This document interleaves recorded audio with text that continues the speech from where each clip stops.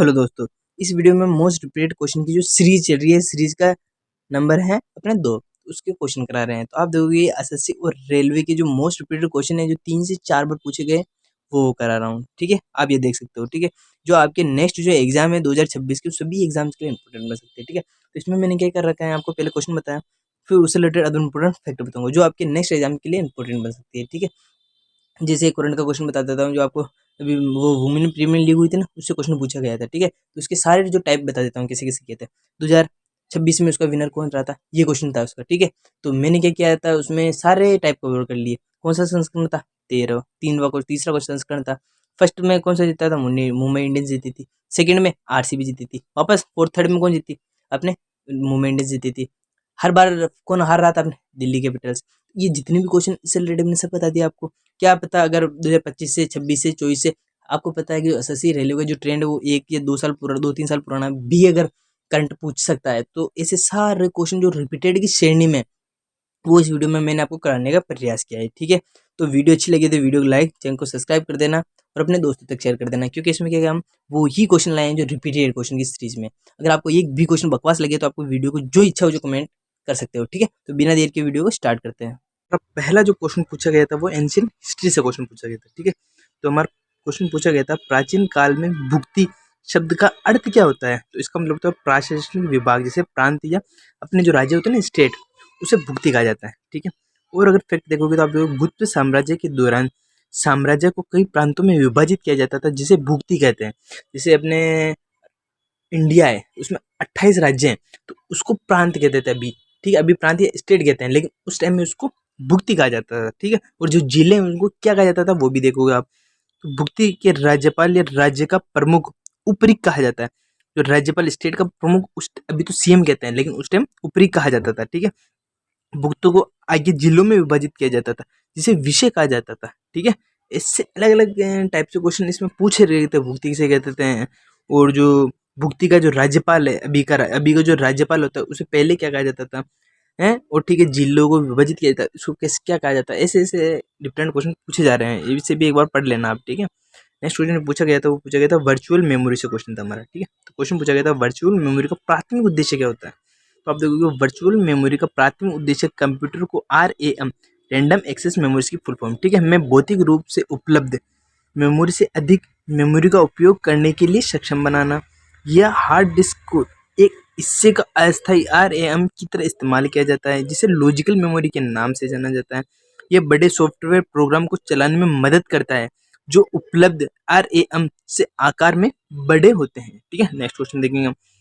ठीक है, तो नेक्स्ट क्वेश्चन जो हमारा बेरोजगारी से क्वेश्चन पूछा गया था, जो बेरोजगारी से हमेशा क्वेश्चन बहुत ज्यादा पूछे जाते हैं। ठीक है, कौन सी कमेटी किससे रिलेटेड है, एक तो ये, और किसके अनुसार जो अपना वो होता है ना, मतलब मासिक वेतन वो कितना होता है, वार्षिक वेतन कितना होता है, इसकी दर कितनी है, कितने परसेंट गरीब है, कितने परसेंट एम्प्लॉयमेंट है, ये सभी क्वेश्चन हमेशा पूछे जाते हैं। ठीक है, इसमें बेरोजगार आप पढ़ के जाना। इसमें जो क्वेश्चन पूछा गया था भारत में बेरोजगारी की दर कितनी है।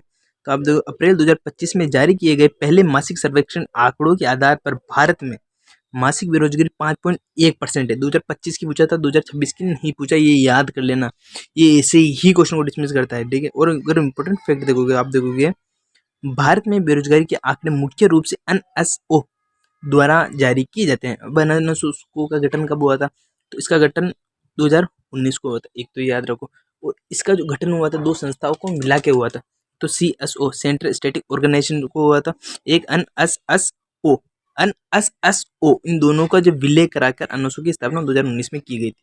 ये क्वेश्चन भी बन सकता है। ठीक है, और बेरोजगारी की दर की गणना किसके आधार पर की जाती है, तो इसका जो फॉर्मूला था वो याद रखो, कुल श्रम शक्ति जितना बी पैसा आया और बेरोजगार व्यक्तियों की जो संख्या है इंटू 100, इसके द्वारा हमेशा ज्ञात की जाती है बेरोजगारी की दर। ठीक है, नेक्स्ट जो क्वेश्चन देखेंगे हम, पूछा गया था, नेक्स्ट क्वेश्चन पूछा गया था मिशन से और डेयरी का जो होता है ना डेट, उससे क्वेश्चन था हमारा। ठीक है, तो क्वेश्चन देखोगे आप, तो पूछा गया था नवंबर 2024 में डेयरी मिशन के तहत हर साल नवंबर महीने में कौन सा दिवस मनाया जाता है। तो हर साल 26 नवंबर को राष्ट्रीय दुग्ध दिवस मनाया जाता है।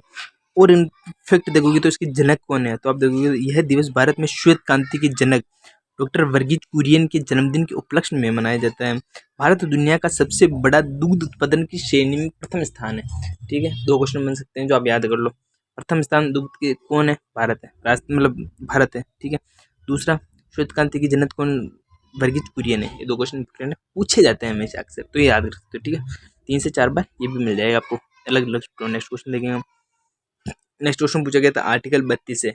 ये तो आप जानते हो, आर्टिकल 32 के द्वारा रिट जारी की जाती है, या फिर 2026 के द्वारा आप अपनी जो सलाह है उसके लिए आप सुप्रीम कोर्ट, हाई कोर्ट में जा सकते हो। ये मोस्ट रिपीटेड 5 से 6 बार अलग सुप्रीम पूछा गया था ये तो क्वेश्चन, ठीक है। तो आप देखोगे तो अनुच्छेद 32 में प्रत्येक व्यक्ति को अपने मौलिक अधिकार को प्रवर्तन के लिए सर्वोच्च न्यायालय में जाने का अधिकार है, जिसका मतलब होता है कि अगर किसी को लगता है कि उसके मौलिक अधिकारों का उल्लंघन हुआ है, तो वह उससे राहत पाने के लिए सीधे सर्वोच्च न्यायालय का दरवाजा खटखटा सकता है।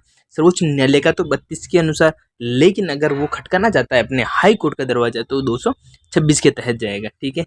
ये दोनों इंपॉर्टेंट आर्टिकल है, याद रखना। अगर इंपॉर्टेंट फैक्ट में अगर आप देखो, डॉक्टर बी आर अम्बेडकर ने अनुच्छेद 32 को संविधान का हृदय या आत्मा कहा था। इसके द्वारा 5 रिट जारी होती है, वो भी मैं बताऊंगा कौन कौन सी और किसमें क्या होता है, वो भी बताऊंगा आपको, ठीक है। इसके तहत सर्वोच्च न्यायालय द्वारा 5 रिट जारी की जाती है, जैसे बंदी प्रत्यक्षीकरण। इसका मतलब होता है अगर कोई व्यक्ति को बिना किसी आरोप के उसको जेल में डाल दिया जाता है, तो उसे 24 घंटे के अंदर मजिस्ट्रेट के पास प्रस्तुत करना अनिवार्य है।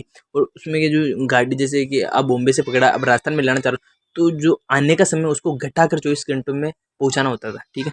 परमा आदेश, इसमें क्या होता है, जो सुप्रीम कोर्ट जो मतलब जो डिस्ट्रिक्ट कोर्ट को है ना, उसका हाई कोर्ट आदेश देता है कि ऐसा करो, ठीक है।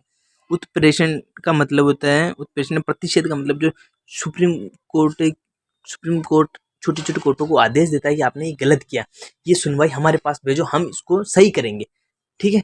उसका मतलब उत्प्रेषण ये हो गया, ठीक है। अधिकार परीक्षा का मतलब होता है कि अगर आप कोई हॉस्पिटल में कोई जॉब पे आपकी जो गद्दी उस पर आप बैठे हो, लेकिन कोई दूसरा आपके स्थान पे आके बैठ जाता है और कहता है कि मेरा अधिकार है, तो आप उस पर ये रिट लगा सकते हो, अधिकार परीक्षा क्यों वारंटो। इसका मतलब होता है कि आपके पास क्या अधिकार है जो आप हमारी सीट पे बैठे हैं, ठीक है। नेक्स्ट क्वेश्चन देखेंगे हम। तो नेक्स्ट क्वेश्चन पूछा गया था सराय घाट का युद्ध, ये भी इंपॉर्टेंट क्वेश्चन है, ठीक है। तो आप देखो सराय घाट का निर्णायक 1671 में मुगलों के खिलाफ अहम सेना का नेतृत्व किसने किया था? तो लचित बोरफुकन ने किया था। इसकी जो अहमदाबाद में इनकी एक प्रतिमा बनाई गई है, क्यों? क्योंकि वीरता से लड़े थे, ठीक है। यह युद्ध ब्रह्मपुत्र नदी पर लड़ा गया था। लचित बोरफुकन को उनकी वीरता के लिए जाना जाता था और राष्ट्रीय रक्षा अकेडमी से एनडीए कहते हैं, इसकी फुल फॉर्म होती है नेशनल डिफेंस अकेडमी के सर्वोच्च कैंडिडेट को हर साल लचित बोरफुकन का स्वर्ण पदक दिया जाता है। ये भी इंपॉर्टेंट बन सकता है आपके लिए, ठीक है। इस युद्ध में अहूम सेना ने अपनी नौसेना शक्ति छापमार रणनीति का उपयोग करके विशाल मुगल सेना को दबा दबाकर हराया था, ठीक है। नेक्स्ट क्वेश्चन देखेंगे हम। तो अगर नेक्स्ट क्वेश्चन आप देखोगे तो पूछा गया था कोजागिरी पूर्णिमा से क्वेश्चन पूछा गया था, ठीक है। तो मैं इसके बारे में पहले बता देता हूँ। कोजागिरी पूर्णिमा को अपनी शरद पूर्णिमा कहते हैं। उस समय क्या होता है, 12 बजे अपने खीर को रखा जाता है, और लोगों का जो मानना होता है, लोग मानते हैं कि अगर उसमें जो चंद्रमा की रोशनी पड़ती है, अगर उस खीर को अपन खा लेते हैं रात को, तो अपने जितने भी जो दुख दर्द हैं, अपने शरीर की जो बीमारियाँ ऑटोमेटिक मिट जाती है, ठीक है। अब आप पढ़ लो एक बार इसके बारे में।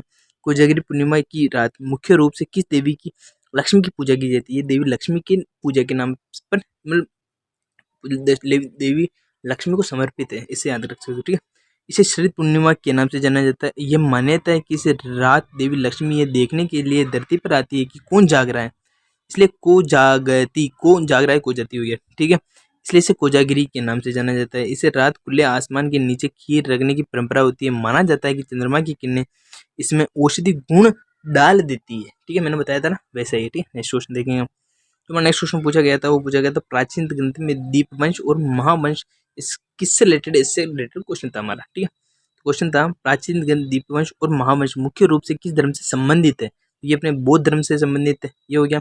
अतिरिक्त इंपोर्टेंट फैक्ट देखोगे तो यह ग्रंथ श्रीलंका के ऐतिहासिक इतिहास वह बौद्ध धर्म के प्रसार के वर्णन के लिए जाना जाता है।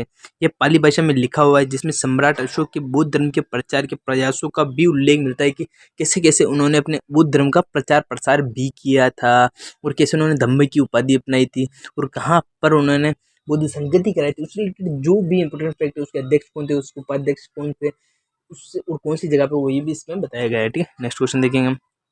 तुम्हारा नेक्स्ट क्वेश्चन पूछा गया था कीर्ति स्तंभ से, क्वेश्चन पूछा गया था, ठीक है। तुम्हारा क्वेश्चन था कीर्ति स्तंभ किस जिले में स्थित है, किस किले में स्थित है? ये तो चित्तौड़ का किला राजस्थान में स्थित है, जिसे मवाड़ की भूमि के नाम से जाना जाता है। और यहाँ का जो फेमस राजा था वो अपने था महाराणा प्रताप, ठीक है। अगर फैक्ट देखोगे तो आप देखोगे यह 22 मीटर ऊंची 7 मंजिल की मीनार है। अगर मंजिल पूछ ले तो 7 मंजिल की है, ठीक है। जिसे 12वीं शताब्दी में एक जैन व्यापारी जीजाजी कैथोड़ द्वारा बनवाया गया था। यह जैन जैन धर्म का जो प्रथम तीर्थंकर आदिनाथ जिसे ऋषभदेव के नाम से भी जाना जाता है उसको समर्पित किया गया है। जबकि आप देखोगे जो विजय स्तंभ है इसका जो निर्माण महाराणा कुंभा द्वारा करवाया गया था। विजय स्तंभ महाराणा कुंभा द्वारा कराया गया था, जबकि कीर्ति स्तंभ का निर्माण जीजाजी कैथोड़ द्वारा करवाया गया है। ये दोनों अलग अलग क्वेश्चन इंपॉर्टेंट है, ये 2 से 3 बार अभी रेलवे के अलग अलग शिफ्टों में पूछे गए थे, ठीक है। नेक्स्ट क्वेश्चन देखेंगे। तुम्हारा नेक्स्ट क्वेश्चन पूछा गया था दिल्ली का लाल किला। ये तो इम्पोर्टेंट इजी क्वेश्चन है, लेकिन पूछ लेता है इसका इसका जो वो है ना, इसके आर्किटेक्चर कौन है, ठीक है, और इसका निर्माण कहाँ करवाया गया था और किससे कहाँ कितनी दूरी पर स्थानांतर होने के लिए करवाया गया था, ठीक है। तो आप देखोगे दिल्ली में लाल किले का निर्माण किसके द्वारा करवाया गया था, यह बादशाह शाहजहां द्वारा करवाया गया था। इसका निर्माण 1638 से 1649 के बीच हुआ था, जब शाहजहां ने अपनी राजधानी आगरा से दिल्ली स्थानांतरण की थी, ठीक है। इसके जो प्रमुख जो आर्किटेक्चर कलाकार है वो कौन है, उस्ताद अहमद लाहौरी। इसको याद रखने की ट्रिक, अहम तरीके से बना हुआ है लाल किला इसलिए, ठीक है। जिन्होंने ताजमहल का भी डिजाइन तैयार किया, ताजमहल का डिजाइन भी अहमद लाहौरी द्वारा तैयार किया गया था, ठीक है। नेक्स्ट क्वेश्चन देखेंगे। तो नेक्स्ट क्वेश्चन पूछा गया था, वो पूछा गया था धातु में जो मिश्र धातु मैं इसका पहले आपको पहले बता देता हूँ। इसमें क्या होता है कि आप सोना खरीदने जाते हो तो आप देखते हो कि जो सोना 24 कैरेट का शुद्ध तो नहीं होता, उसमें कुछ मिलावट की जाती है, ठीक है। अगर मिलावट नहीं की जाएगी तो उससे आभूषण बना ही नहीं सकते अपन। क्यों? क्योंकि आप देखो तो 24 कैरेट सोना तो इतना मुलायम होता है कि उसे किसी भी आकार में ढालना ही मुश्किल होता है, तो उसमें कुछ मिलावट की जाती है। और उसमें कौन सी मिलावट की जाती है वो बताओ आप, इससे रिलेटेड क्वेश्चन था, ठीक है। तो क्वेश्चन था हमारा आभूषण में बनाने के लिए सोने में आमतौर पर कौन सी धातु मिलाई जाती है। कॉपर तांबा मिलाया जाता है, क्योंकि कॉपर भी पीला होता है सोना भी पीला होता है, पता नहीं लगता, ठीक है। अब देखो शुद्ध सोना 24 कैरेट बहुत नरम होता है जिससे आभूषण नहीं बनाए जा सकते, और मजबूती देने के लिए उत्तम जैसे तांबा चांदी और जस्ता आदि प्रकार की मिश्र धातु मिलाई जाती है। आमतौर पर आभूषण 22 कैरेट के सोने से बनाए जाते हैं, जिसमें 91.6% सोना और 8.4% के लमसम अदर इंपॉर्टेंट धातु मिलाई जाती है, ठीक है। नेक्स्ट क्वेश्चन देखेंगे। नेक्स्ट क्वेश्चन जो हमारा पूछा गया था वो पूछा गया था पुस्तक से क्वेश्चन। आप देखते हो 3 से 4 क्वेश्चन, एक तो आर्किटेक्ट वो आर्ट एंड कल्चर से, पुस्तक से और डेज, इन तीनों से क्वेश्चन हमेशा 3-4 आ जाते हैं। तो क्वेश्चन था हमारा मैनी रामायण दास लेंसन से क्वेश्चन था हमारा, ठीक है। क्वेश्चन पूछा गया था मैनी रामायणसन मैनी लेंसन पुस्तक के लेखक कौन, तो इसके लेखक है आनंद नीलकांतन है, ठीक है। अगर इंपॉर्टेंट फैक्ट आप देखोगे तो आनंद नीलकांतन बाहुबली फिल्म की प्रीक्वेल श्रृंखला और असुर टेल ऑफ वेक्सीडैश जैसी प्रसिद्ध पुस्तकों के लिए जाने जाते हैं, ठीक है। और इसके अलावा आप देखोगे तो पाउला रिचर्ड मैन, इसको किसके लिए जाना जाता है, इसको mini Ramayana the diversity of narrative traditions in South India के लिए जाना जाता है, ठीक है।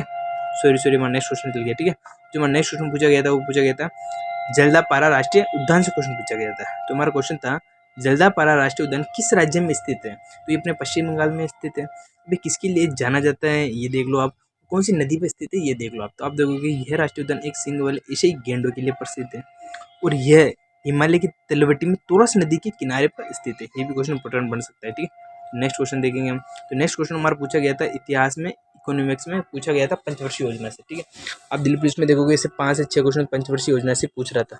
तो आप देखोगे प्रथम पंचवर्षीय योजना 1951 से 56 के दौरान भारत के प्रधानमंत्री कौन थे, उस टाइम जो भारत के प्रधानमंत्री थे JL नेहरू, जवाहरलाल नेहरू थे, ठीक है। इसका मॉडल कौन सा था, किस पे जोर दिया गया था और उसमें क्या क्या हुआ था वो सारी घटना आप देख लो।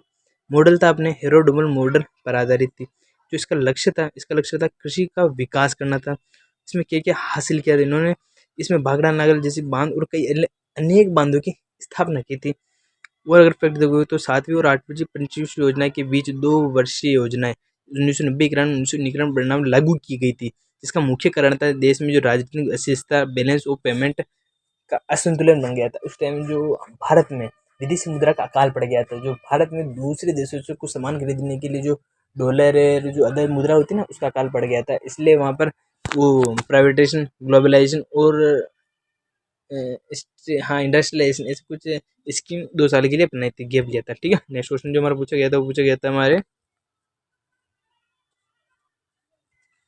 तो जो हमारा नेक्स्ट क्वेश्चन पूछा गया था बायोलॉजी में से क्वेश्चन पूछा गया था, ठीक है। तुम्हारा क्वेश्चन था ग्लूकोज को पाइरूवेट में बदलने की प्रक्रिया क्या कहलाती है, तो इसे ग्लाइकोलोसिस के नाम से जाना जाता है, ठीक है। अगर और इम्पोर्टेंट फैक्ट देखोगे तो किससे क्या बनता है, कौन सी अभिक्रिया को क्या कहा जाता है और ये अभिक्रिया कहाँ स्टार्ट होती है और कहाँ खत्म होती है, और ये ऑक्सीकरण अभिक्रिया होती है अपचयन, ये सभी इस क्वेश्चन में बता दूंगा आपको, ठीक है। प्रक्रिया आप देखो, यह शोषण का पहला चरण होता है जिसमें 6 कार्बन वाला ग्लूकोज 3 कार्बन वाले पाइरूवेट के 2 अणु में टूटता है, ठीक है। स्थान कौन से स्थान पे होती है, तो आप देखो यह प्रक्रिया कोशिका द्रव्य जिसे कहते हैं क्रिप्टोप्लाज्मा में होती है। इसकी विशेषता देख लो, इसमें ऑक्सीजन की आवश्यकता नहीं होती है, इसलिए ये ऑक्सी एक तो ऑक्सी हो गया, एक अनऑक्सी, दोनों प्रकार की अभिक्रियाओं में जो शोषण की मात्रा समान रहती है, ठीक है।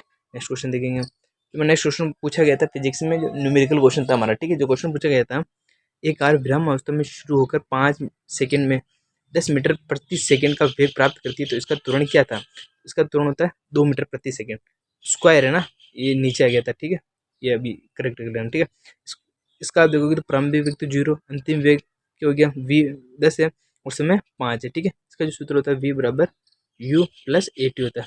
वेग कितना अपना 10 हो गया, ठीक है। प्रारंभिक त्वरण कितना है, इसका त्वरण है तो अपना 0, ठीक है। यू हो गया ए क्या है इसका त्वरण, त्वरण अपने को ज्ञात करना हो जाए समय 5 है, तो ये तो खत्म हो गया। अब ये ज्ञात करने के लिए मैं क्या करूँगा, 10 के नीचे 5 लूँगा, कट गया 2 मीटर प्रति सेकंड, ये इसका आंसर है, ठीक है। तो आज का हमारा लास्ट क्वेश्चन खत्म होता है। वीडियो चलेगी तो वीडियो लाइक, चैनल को सब्सक्राइब करते अपने दोस्तों तक शेयर करते, ठीक है। क्योंकि हम इसमें वो ही क्वेश्चन ला रहे हैं जो अपने 3 से 4 बार रिपीट हो रखे हैं, और इसमें हम क्या प्रयास कर रहे हैं आपको पता है, हम क्या पहले क्वेश्चन बता रहे हैं कि कौन से इस पार्ट से क्वेश्चन पूछा गया था। ये हमारे फिजिक्स से क्वेश्चन पूछा गया, तो फिजिक्स में बता रखा है मैंने, इसमें क्वेश्चन पूछा गया था, ठीक है। और फिर उससे रिलेटेड अदर इंपॉर्टेंट फैक्ट बन सकते हैं, वो भी बता रहा हूँ, और न्यूमेरिकल जो बता रहा हूँ सोल्व करके कैसे सोल्व हो सकते हैं, ठीक है। तो इसके लिए आप हमारे चैनल को सब्सक्राइब कर दो, वीडियो को लाइक कर दे, दोस्तों तक शेयर कर दे, क्योंकि इसमें हम क्या करें, अभी तो हमारा मोस्ट रिपीटेड सीरीज चल रही है। जैसे ही SSGD का एग्जाम आता है, उसका एनालिसिस भी चैनल पर आपको 100% आराम से मिलता रहेगा, ठीक है। अगर कोई वीडियो में कमी लगती है तो वो भी आप कमेंट में बताएं, ताकि हम उसको सुधारने का प्रयास करें, ठीक है। बाय।